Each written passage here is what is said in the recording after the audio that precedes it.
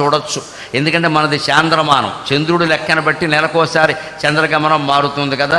అందుకని మాస ఫలాలు చూస్తాం. చైత్ర మాసం ఎలా ఉంది, ఆ మాసానికి ఒక బడ్జెట్ వేసుకుంటాం చాలు.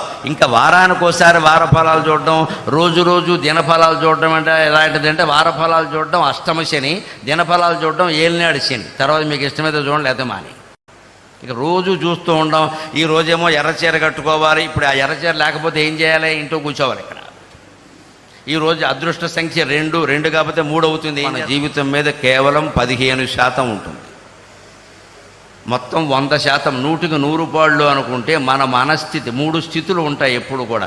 మన మనస్థితి, చుట్టూ పరిస్థితి, పైనుంచి గ్రహస్థితి. ఈ 3 స్థితులే మన జీవితాన్ని నడిపిస్తాయి. అన్ని స్థితులు ఉంటాయి, 3 స్థితులు ఉంటాయి. ఒకటి మన మనస్థితి, రెండోది చుట్టూ పరిస్థితి, మూడోది ఆకాశంలో గ్రహస్థితి. ఇందులో దేని శాతం ఎంత లెక్క?